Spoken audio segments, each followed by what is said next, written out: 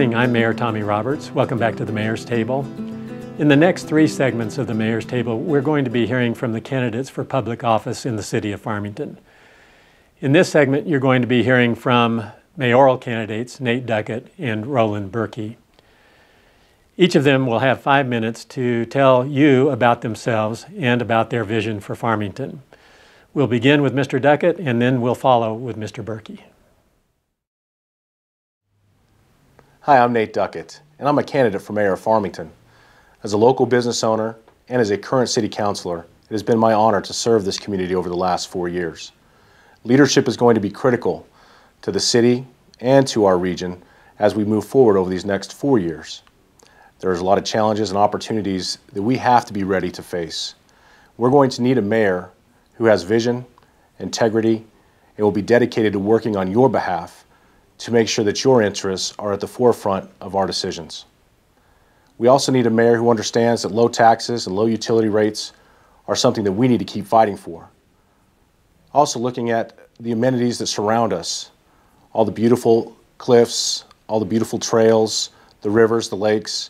These are things that we should be marketing beyond Farmington, beyond San Juan County, to bring people here, not just to grow our own quality of life, but to grow tourism and economic diversification.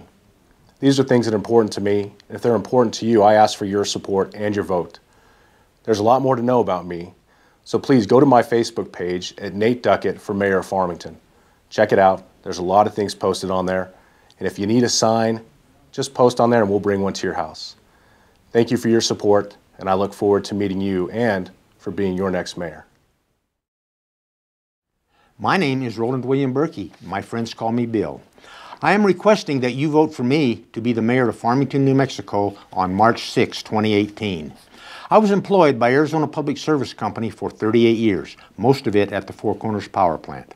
I came to the plant as a journeyman electrician, but was quickly promoted to foreman, supervising many crafts. After 8 years as a foreman, I became a department supervisor. For much of my department head time, my subordinates included 5 supervisors, 15 foremen, and more than 100 employees represented by a union. I believe that my strong points are working with people, gaining cooperation, and reaching a compromise in which no one feels like a loser. I have never been a candidate for public office. I have been race director of the Shiprock Marathon, a volunteer in school, a United Way loaned executive, a Boy Scout leader, involved in the San Juan County Government Oversight Group, a Sunday school teacher, and very involved with the First Tee program for many years. I am able to do many things. I built the home that I live in. A plumber installed the gas line and made the connection to the city sewer. 4 people helped pour concrete and someone installed the carpet. I drove every nail, laid every brick, made every electrical connection, and made every plumbing connection. I am a devout Christian. During the past 15 years, I have spent thousands of hours and driven in excess of 150,000 miles delivering food to less fortunate people and fulfilling church callings. I am without prejudice. I claim the privilege of worshiping Almighty God according to the dictates of my own conscience and allow all the same privilege. Let them worship how, where, or what they may. In Mark 12:29, and thou shalt love the Lord thy God with all thy heart and with all thy soul, and with all thy mind and with all thy strength. This is the first commandment. And the second is like unto it, namely this, thou shalt love thy neighbor as thyself. There is none other commandment greater than these. I have decided to be a candidate for Mayor of Farmington to make the city that I love a better place for the citizens that I love. I failed the test to do electrical work in a rental that I owned. Questioned like, what is the minimum clearance for a power line over a road should not be on a test to do house wiring. After a waiting period, which I memorized parts of the code book, I did pass the test. More recently, I bought a house that was in very poor condition. It was intended to be and is now a home for a grandson. A building inspector required that I get a contractor to install an oval to a round transition on a wall heater.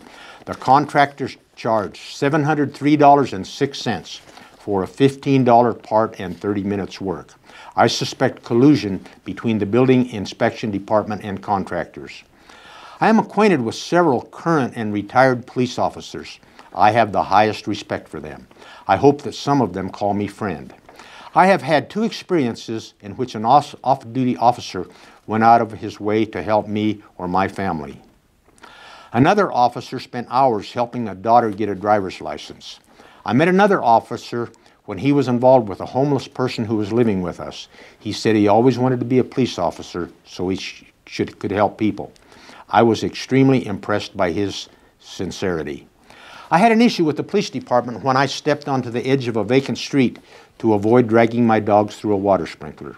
A police officer saw me from a side street, and after yelling at me in a manner that I considered would be appropriate for addressing a fox in a hen house, I was issued a citation. I believed it to be my civic duty to attempt to reduce the flagrant abuse of power and took the issue to the 7-member Citizen Police Committee. There were only 3 of them, but the Chief of Police and 3 of his subordinates were in on the discussion, which I was not permitted to witness.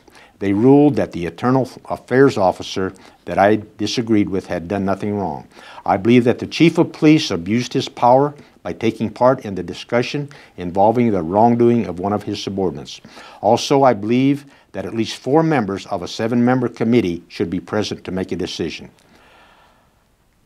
If I am mayor, you can get a mayor to attend the meeting with you to support truth and fair treatment, and you can expect that there will be more than 3 people representing the committee. One of the first and easiest things that we can do is to change our police mission statement. It is now dedicated to a safe community through professional law enforcement. I believe that this mission statement contributed to a rookie police officer decided that he should yell, "Get off the road" to me. My idea for a new mission statement is work with. We want to thank Mr. Duquette and Mr. Burke for being with us here on the Mayor's Table today. And I want to remind each of you who's viewing today that the election is scheduled for Tuesday, March 6th. Absentee voting begins tomorrow, January 30th. And early voting begins on February 14th and continues through Friday, March 2nd. I want to thank you for being with us today on the Mayor's Table and ask you to join us again next Monday when we'll be hearing from the candidates for the District 4 City Council position in the City of Farmington, Patrick Manchester and Janice Giacchino. See you then.